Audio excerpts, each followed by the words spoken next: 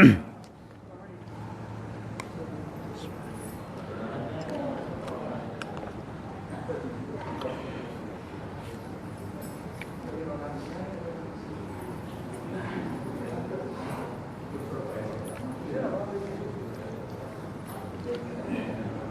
billahi minasyaitonir rajim. Bismillah, alhamdulillah, salatu ala Rasulillah. Assalamualaikum warahmatullahi wabarakatuh. Alhamdulillah, alhamdulillahil alamin wa bihi nasta'in ala umurid dunya waddin.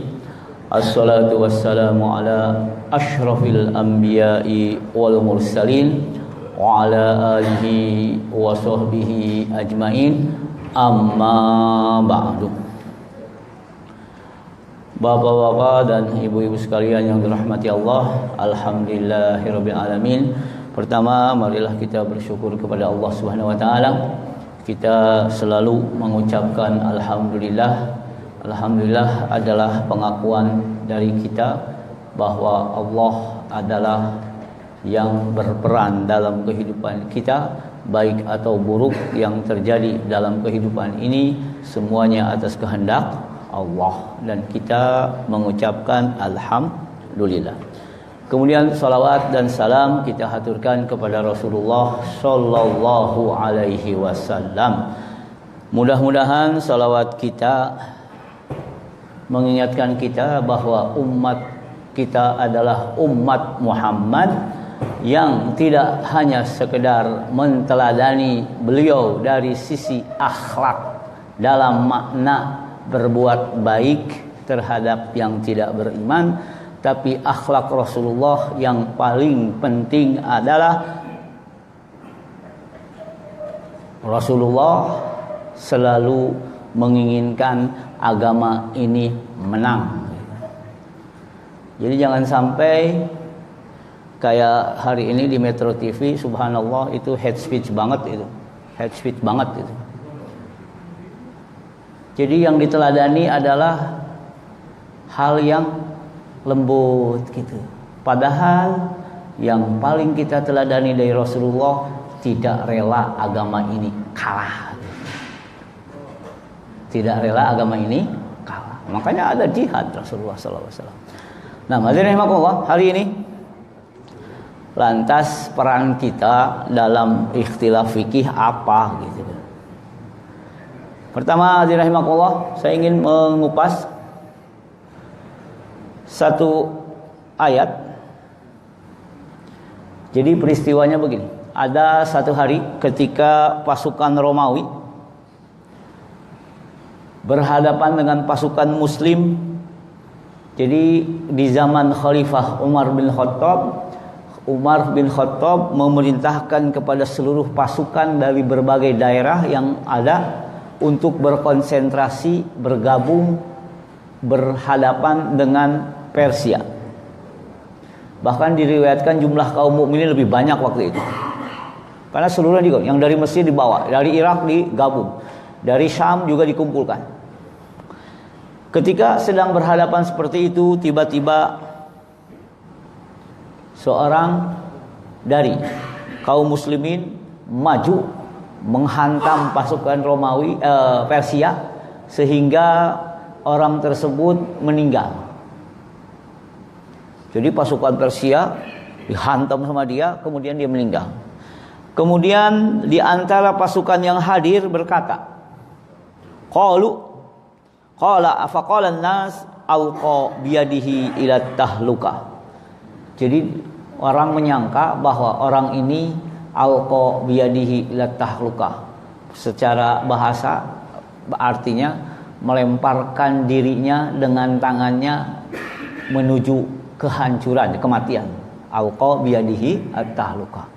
Karena pasukan Persia begitu, dia maju sendirian, kemudian dia membunuh Persia, tapi dia meninggal juga. Maka orang-orang berkata, seperti dalam Al-Quran apa? Al-Quran mengatakan, wala tulqu bi aidikum ila tahluka. Wala tulqu bi aidikum ila tahluka. Nah, yang melihat peristiwa itu maka alqa biyadihi ila tahluka. Dia sudah melemparkan dirinya dengan tangannya ke dalam kehancuran. Abu Ayyub Al-Ansari mengoreksi pemahaman ini dan berkata, bukan seperti itu yang dimaksud ayat. Kami, kata Abu Ayyub, kaum Ansor, kami kaum Ansor lebih tahu makna ayat itu. Kenapa? Karena ayat itu turun kepada kami, katanya. Bagaimana? Innama nazalat fina. Kami, kata Abu Ayyub, menemani Rasulullah sallallahu alaihi wasallam dan kami ikut serta bersama Rasulullah dalam beberapa peristiwa. Nasarnahu, dan kami membela Rasulullah untuk menang melawan musuh-musuhnya. Nasarnahu. Kemudian, nah ini,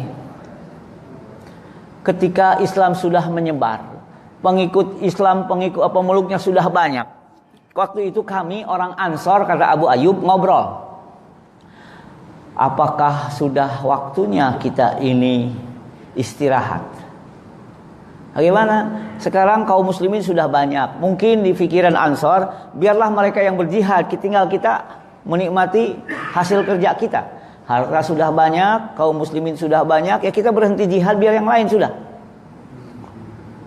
Apakah mungkin berpikir, sudahkah tiba waktunya kita ini sudah menikmati hasil kerja kita? Kan sudah bertahun-tahun kita jihad. Kata Abu Ayyub, karena ucapan kami seperti itu, berniat untuk berhenti jihad, Allah menurunkan ayat wala tulqu bi aidikum ila tahluka.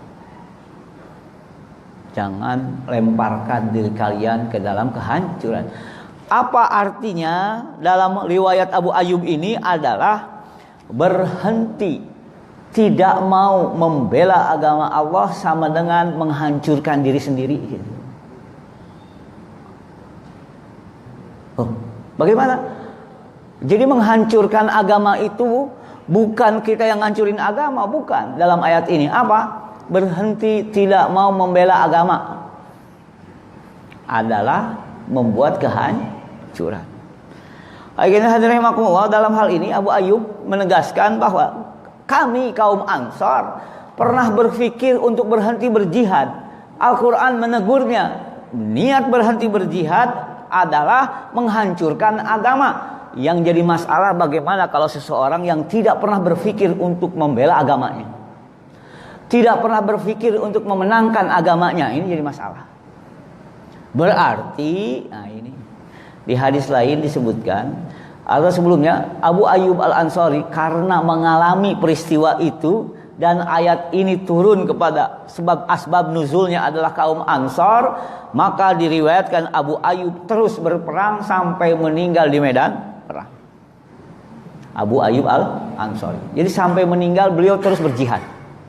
Karena khawatir berhenti saja sudah dianggap menghancurkan agama. Yang jadi pertanyaan, bagaimana kalau kita termasuk orang yang tidak pernah ingin agama ini menang, atau bahkan tidak pernah berpikir untuk memenangkan agama ini?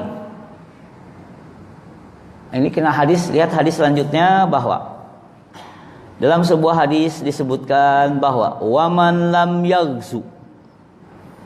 Jadi sini qala Rasulullah sallallahu alaihi wasallam, waman man mata, barang siapa meninggal, walam yaghzu, tidak pernah berperang, walam yuhaddis bihi nafsahu, dan tidak pernah berbicara kepada dirinya untuk berperang, mata ala syu'batin minan nifaq, meninggal dalam keadaan munafik.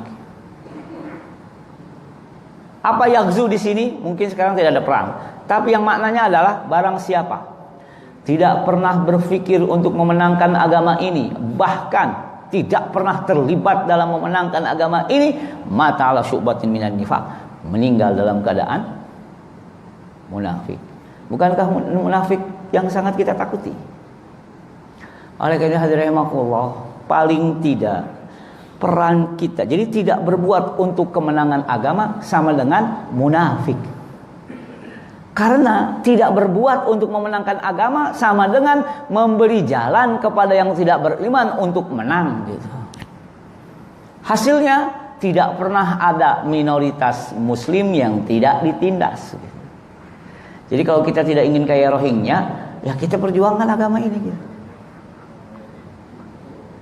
Sudah kena nifak, kenapa? Masalahnya, maaf, saya sering mengilustrasikan dengan gelas. Gelas itu, jadi kebatilan itu tidak perlu diusahakan. Kebatilan itu tidak diusahakan, akan menyebar. Bagaimana mencegah kebatilan? Sebarkan kebenaran, ke al-haq, sebarkan kebaikan, sebarkan kebenaran. Karena kalau kita mengisi dengan air ada usaha. Kalau gelas diisi dengan udara, tinggal air kurangin, udara masuk sudah. Kalau kita berhenti berjuang untuk agama, tinggal dikurangin, sama dengan kebatilan yang nyerang. Kebatilan bagaikan udara dan kebenaran bagaikan air. Air mengisinya perlu usaha. Tapi kalau kebatilan tinggal kurangin air, isi kebatilan sudah.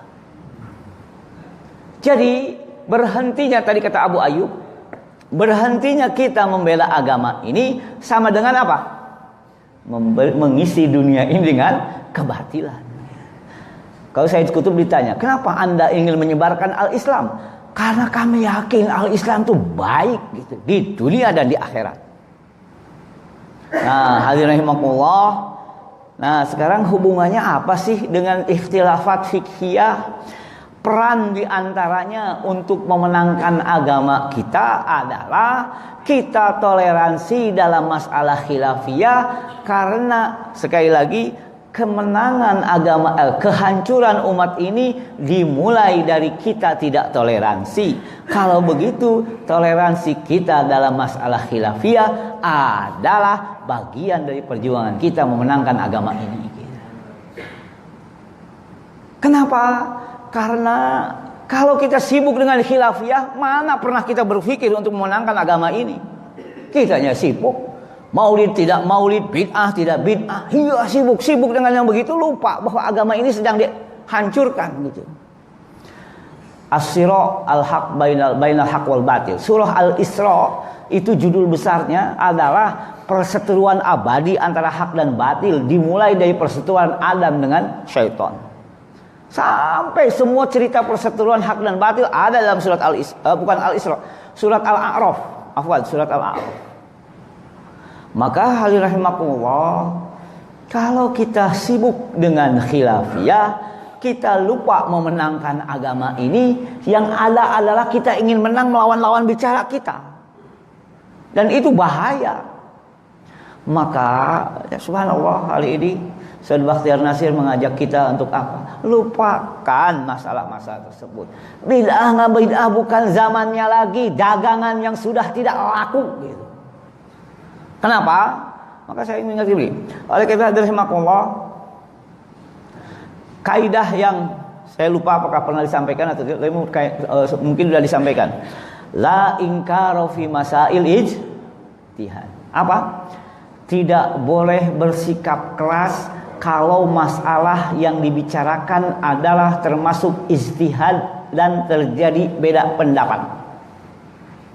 Maka dari kaidah ini ulama membentuk sebuah makna, selama masalah itu masalah ijtihadiyah khilafiyah, tidak boleh bersikap keras. Maka pertanyaannya, kita masuk secara spesifik.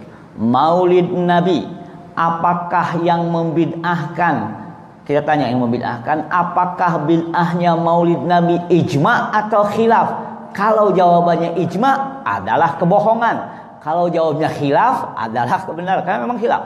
Kalau memang khilaf, kenapa tidak membangun toleransi dalam masalah khilafiyah ijtihadiyah? Jadi pertanyaannya, kalau ada yang ribut, sederhana. Dalam kaidah mengatakan la inkara fi masail ijtihad, tidak boleh bersikap keras terhadap perbedaan pendapat yang masih bersifat ijtihad. Bukan satu hal yang pasti dalam agama, atau bukan satu hal yang ijma' dalam agama. Maka pertanyaannya gampang. Misalkan Maulid Nabi bid'ah, sudah, nggak usah jawab dulu. Begini, ijma' atau bukan? Bukan. Tidak boleh Anda bersikap keras terhadap Maulid Nabi, apakah bid'ah atau tidak, karena masalah itu tidak ijma'. Tidak ijma'. Kenapa? Masalah bid'ahnya saja maknanya tidak ijma', berarti masalah khilafiyah, tidak boleh bersikap keras dalam masalah yang masih terjadi beda pendapat. Kenapa? Sekali lagi kita sibuk dengan masalah-masalah tersebut, seakan-akan berperang, seakan-akan berjihad di tempat yang tepat, padahal jihadnya di perang yang salah. Seakan-akan membela agama, tahu-tahu agamanya hancur sama dia. Kenapa? Sibuk dengan khilafiyah, lupa dengan yang pasti. Memenangkan agama ijma atau tidak?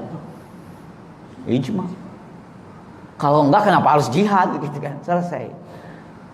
Masalah Maulid Nabi haramnya ijma atau tidak? Tidak. Bid'ahnya ijma atau tidak? Tidak. Apakah mungkin seseorang masuk neraka gara-gara melakukan bid'ah tapi tidak sepakat bid'ah atau tidaknya? Mustahil gitu. Maka mari mengajak bicaranya dengan yang real saja. Ijma atau bukan? Bukan, nggak usah keras menghadapinya gitu. Bagaimanapun masalah Maulid Nabi itu terjadi beda pendapat yang tidak sepakat. Pertama, masalah bid'ah atau tidaknya tidak sepakat. Contoh begini, saya akan perlihatkan. Dalam hadis ada yang dikenal kullu bid'atin dhalalah, dengan pemahaman yang berbeda, masih tidak ijma maknanya. Kemudian masalahnya Maulid Nabi itu kalau dibawa ke hadis kullu bid'atin dhalalah menjadi bid'ah. Tapi Maulid Nabi itu kalau dibawa ke hadis man sanna fil Islam sunnatan hasanatan jadi sunnah. Loh, bagaimana? Ya kan gak sepakat juga mau dibawa kemana ini Maulid Nabi. Mau dibawa ke kullu bid'atin dhalalah jadi bid'ah, atau dibawa ke man sanna fil Islam sunnatan hasanatan, hadis sahih juga menjadi sunnah. Maka yang Maulid Nabi selalu merayakan Maulid Nabi walaupun dibid'ahkan. Kenapa? Karena dua konsep yang tidak ketemu, dua konsep yang masing-masing mempunyai dalil masing-masing, sehingga pada akhirnya pertanyaannya, apakah bid'ahnya Maulid Nabi sepakat ijma atau tidak? Tidak ijma, tidak usah bersikap keras dalam masalah yang tidak terjadi ijma tentang haramnya. Oleh karena hadirin rahimakumullah, ingkar fi masail ijtihad sebetulnya harus menjadi landasan. Paling tidak kita ini tinggalkan dulu masalah furu'nya. Di hadapan kita ada masalah yang lebih besar, yaitu apa? Umat harus bersatu, umat harus dimenangkan.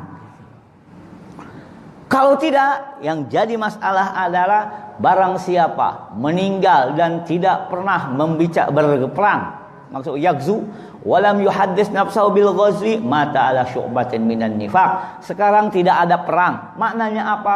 Barang siapa meninggal tidak pernah terlibat aktif dalam memenangkan agama ini, atau tidak pernah berbicara kepada dirinya untuk memenangkan agama ini, maka meninggal dalam keadaan munafik. Terus di antara sebabnya adalah kita sibuk dengan masalah yang far'iyah, lupa dengan masalah yang pokok. Agar rahimakumullah, kembali la inkara fi masail ijtihad. Sederhana, kalau ada yang mau mempermasalahkan sesuatu, pertanyaannya gini, ijma atau tidak? Tidak ijma, berarti Anda tidak boleh keras menentangnya. Isbal, ijma atau tidak? Tidak ijma, berarti tidak boleh menentangnya secara keras. Sayyidina, ijma atau tidak? Tidak ijma, jangan pernah menentangnya secara keras gitu. Kadang-kadang tidak jujurnya itu bagaimana? Masalahnya tidak ijma, yang dikutip masalahnya khilafiyah, yang dikutip satu pendapat tanpa mengutip pendapat yang berbeda. Itu adalah ketidakjujuran secara ilmiah. Kitmanul ilm, disembunyikan. Dan ini bahaya. Jangan sampai umat merasa ini kan satu-satunya pendapat, yang lain tidak ada, sehingga ini masalah, menganggap kelompoknya saja yang ngantri masuk surga, sedangkan kelompok lainnya ngantri masuk neraka. Dan itu tidak ada dalam masalah khilafiyah fiqhiyah. Jadi hadirin rahimakumullah, mari kita sadari bahwa kadang-kadang kita ini sibuk dengan khilafiyah, rupa musuh sudah ngerjain kita gitu. Sudahlah, yang terjadi beberapa waktu yang lalu di DKI jangan pernah diulang. Yaitu apa? Kita sibuk khilafiyah, tiba-tiba nongol yang tidak beriman jadi pemimpin gitu. Nongol yang tidak beriman jadi pemimpin. Kenapa? Ya kitanya sibuk yang begitu-gitu doang. Sayyidina, nggak Sayyidina, sepenting apa sih? Nah, terus apa lagi? Banyak sekali. Kadang-kadang terlalu sederhana yang dibicarakan. Bismillah atau Bismillahirrahmanirrahim. Mana yang sunnah, mana yang bidah? Ya subhanallah.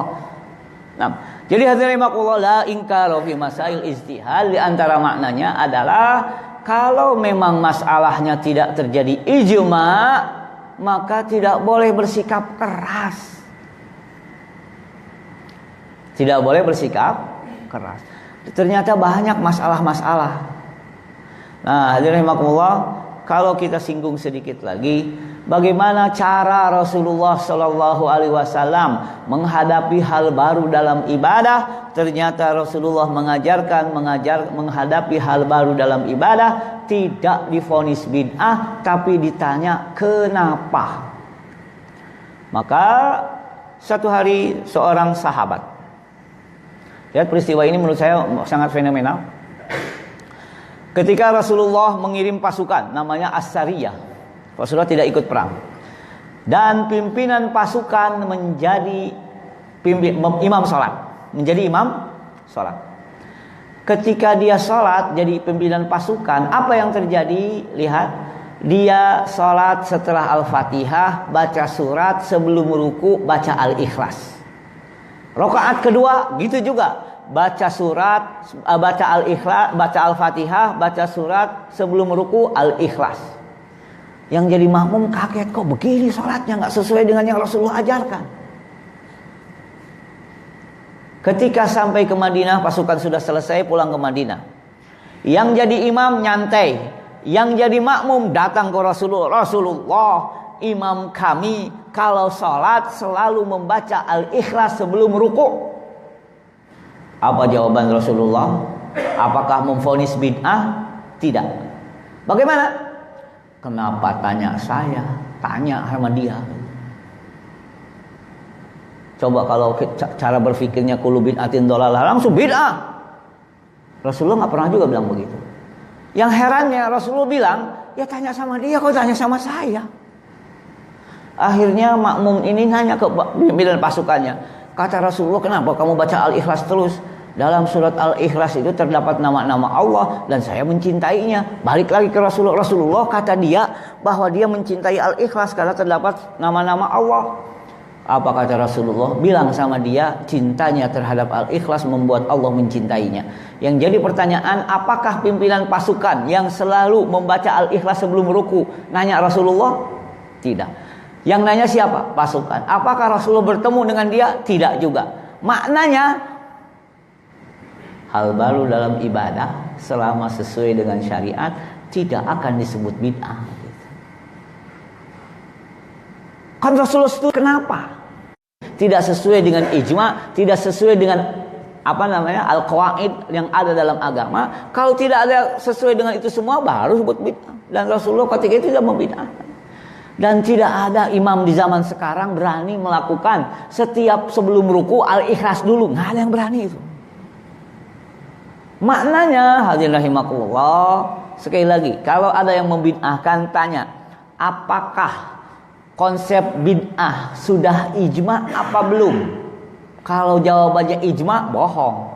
Kenapa? Karena masih ada beda pendapat. Kalau begitu, ketika konsep bid'ahnya tidak ijma, apa yang terjadi? Jangan pernah menyerang orang lain selama terjadi perbedaan, dan itu masalahnya adalah khilafiyah ijtihadiyah.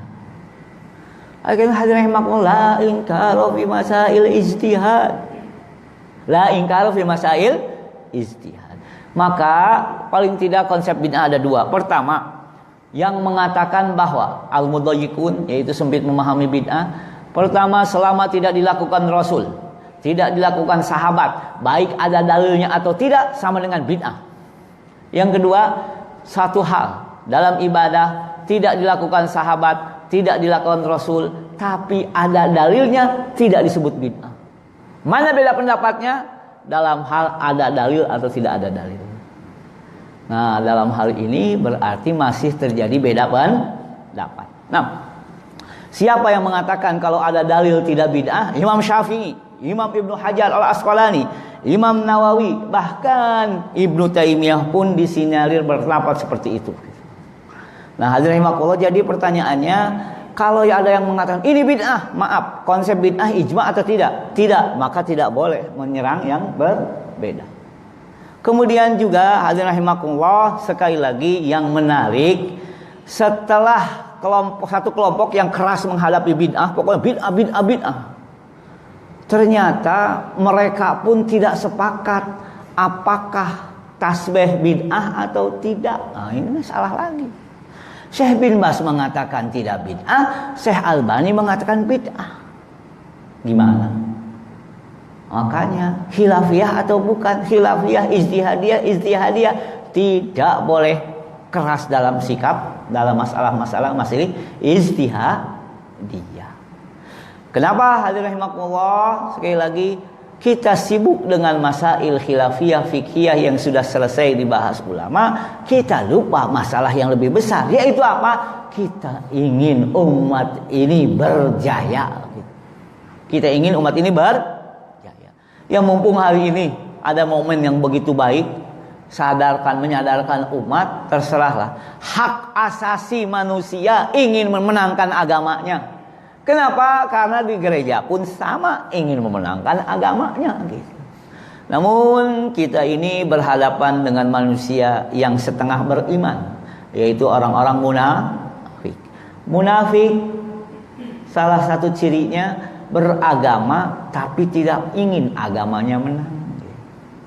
Mana buktinya? Surat Al-Hasyr, yaitu alam taro ilal ladzina nafaqu. Apakah kalian tidak melihat kepada orang-orang munafik? Yaquluna li ikhwanihimul ladzina kafaru. Mereka berkata kepada ikhwan mereka yang kafir, lain ukhrijum lanakhrujanna ma'akum. Kalau kalian kaum Yahudi Madinah di Bani Nadir diusir Muhammad dari Madinah, kami solidaritas bersama kalian keluar dari Madinah. Wala nuti'u fikum ahadan abada. Dalam urusan kalian kami tidak akan taat kepada siapapun. Mereka bersyahadat, mereka mengatakan Muhammad Rasulullah, asyhadu alla ilaha illallah wa anna Muhammad Rasulullah, tapi pikiran mereka selalu untuk kepentingan Yahudi. Alladzina kafaru. Nah, ini kan jadi masalah. Oleh karena hadirin rahimakumullah, sekali lagi, la inkaro fi masail ijtihad. Kita lebih baik selama masalahnya tidak ijma, selama masalahnya masih terjadi khilafiyah, fiqhiyah, ijtihadiyah, tidak boleh keras mensikapinya. Kalau keras mensikapinya, salah secara kaidah, secara makna salah, apalagi secara makna persatuan umat juga salah. Maka hal ini termasuk hadis atau makna dalam hadis, ikhtilafu ummati rahmah. Namanya ikhtilaf tanawwu. Boleh memilih mana saja, silahkan. Saya kira ini yang bisa saya sampaikan. Saya yakin ada pertanyaan, tapi mudah-mudahan silahkan bisa dipertanyakan dan mudah-mudahan bisa dijawab. Silahkan. Mak, silahkan.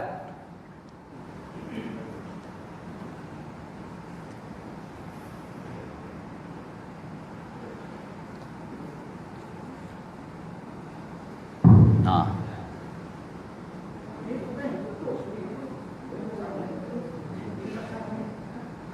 Yang sebelah sini. Yang ngacung duluan.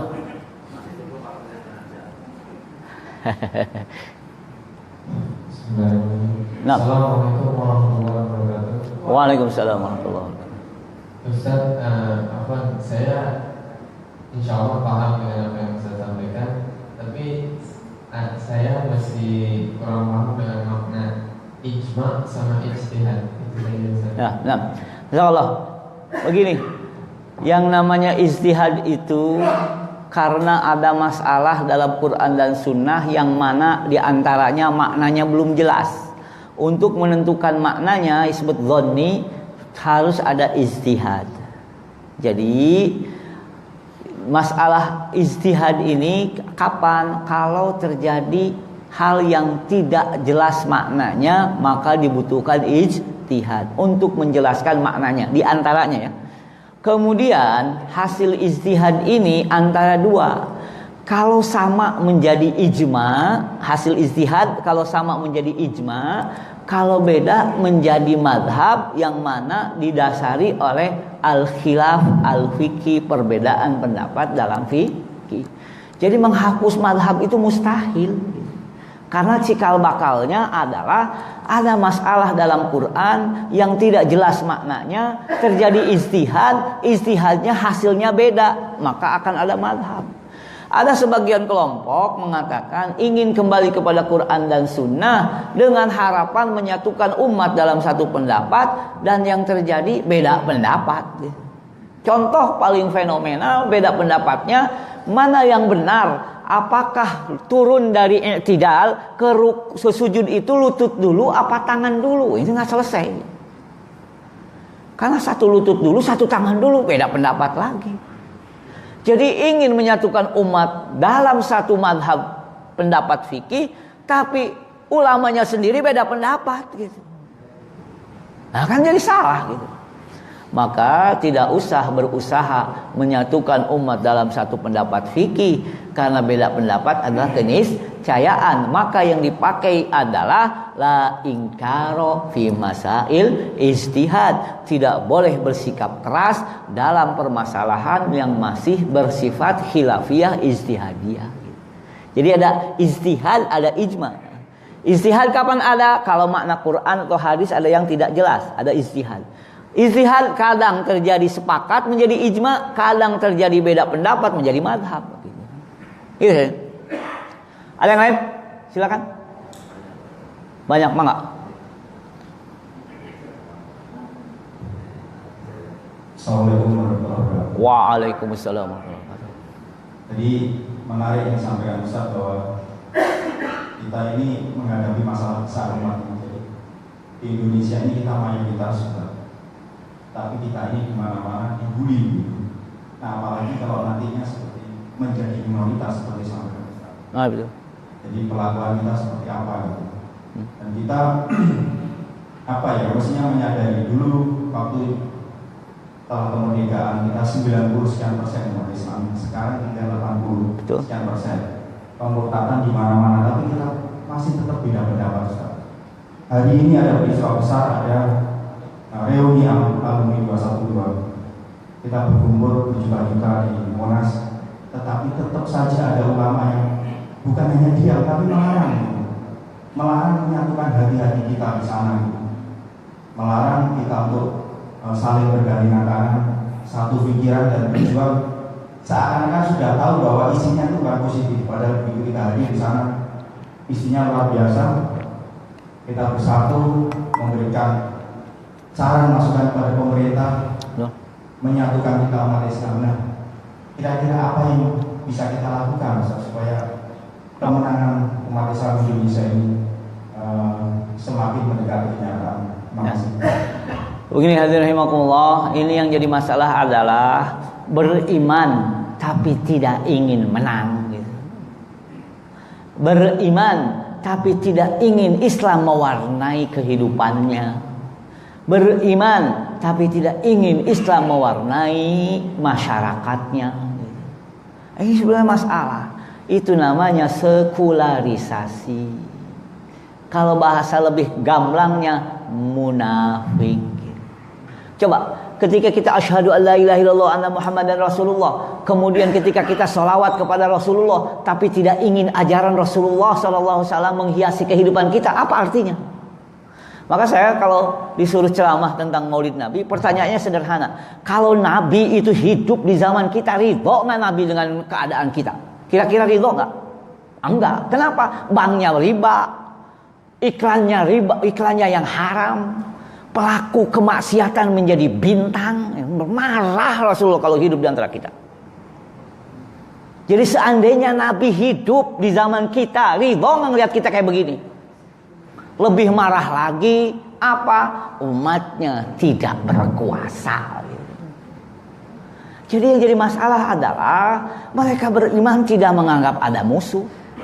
Mereka beriman tidak pengen agamanya menang.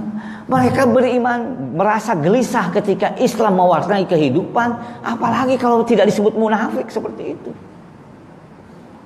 Jadi kalau begitu ya gamblang-gamblang aja lah, nggak usah. Jadi hadirin rahimakumullah, silakan kalau kita membaca Al-Quran dengan detail. Sering amma samudu fahadainahum fastahabbul ama 'alal huda. Diberi hidayah oleh Allah, petunjuk, akan tetapi mendahulukan kebutaan daripada petunjuk. Jadi yang kedua hidayah ma'unah, yaitu apa? Hidayah ma'unah adalah hidayah yang berupa apa hidayah ma'unah ini? Yaitu ketika seorang manusia melihat hidayah petunjuk tadi, kemudian memilih beriman, namanya hidayatul ma'unah. Jadi jangan pernah orang munafik berkata bahwa kami tidak dapat hidayah, kami nunggu hidayah. Enggak ada. Karena hidayah ma'unah itu pilihan manusia, mau atau tidak mau gitu.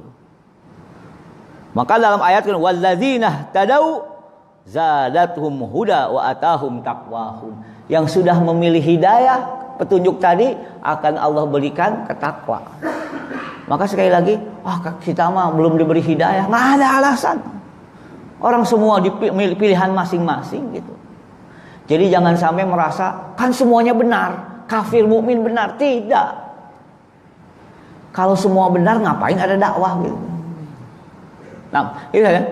Jadi permasalahannya tidak pernah ingin menang. Nah, ada yang lain? Silakan.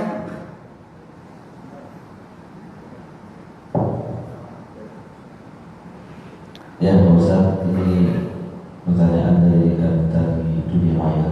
Oh, Assalamualaikum warahmatullahi wabarakatuh. Terkait khilafiyah di dalam ibadah wajib sholat Pak Ustaz. Salah satunya, kalau tadi Pak Ustaz menetapkan sujud itu itu yang mana dulu? Sujud dulu. Tapi ini terkait bacaan Pak Ustaz. Salah satu Imam Syafi'i, pendapat Imam Syafi'i tentang Fatihah itu adalah wajib. Sementara imam yang lain mengatakan ada yang sunnah, bahkan tidak perlu.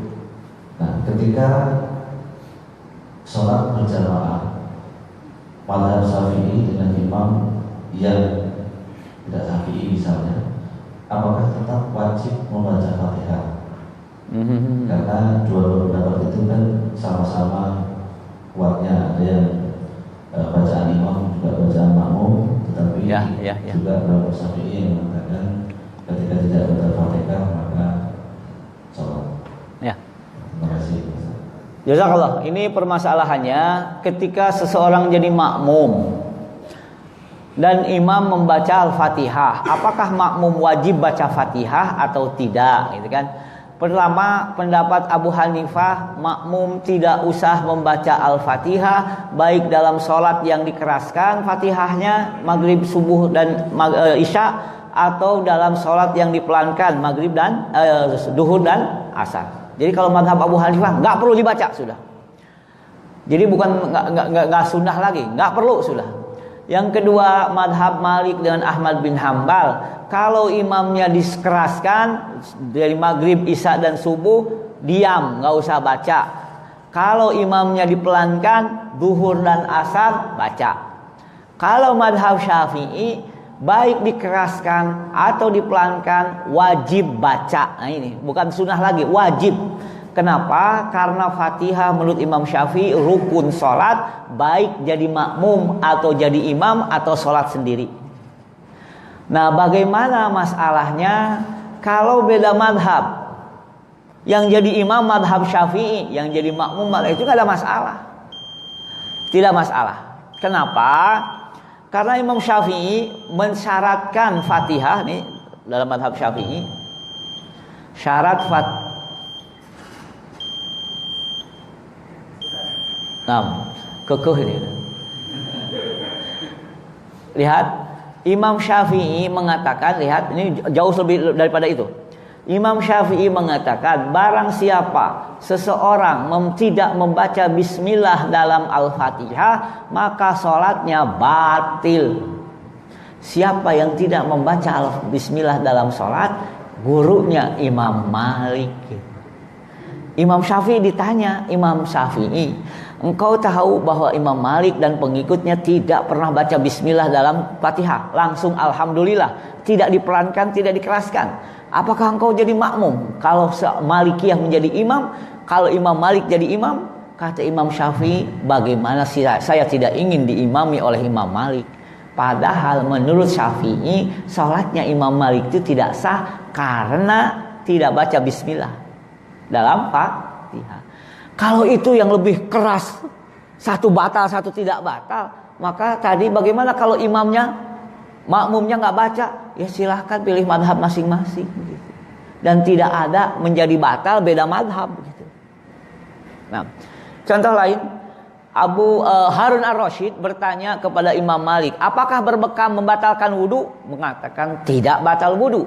Yang jadi makmum Abu Yusuf yang mengatakan berbekam itu membatalkan wudu.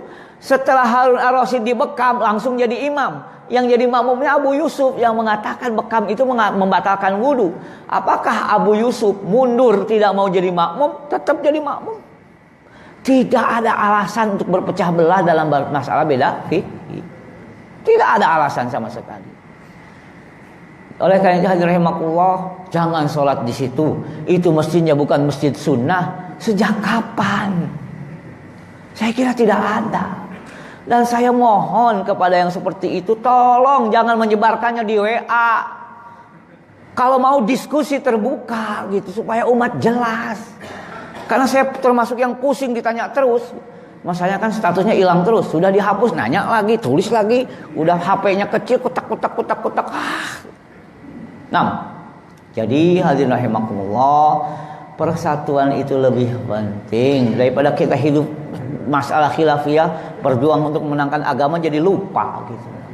Jangan sampai berjihad di perang yang salah, atau bahasa Indonesianya tersesat di jalan lurus.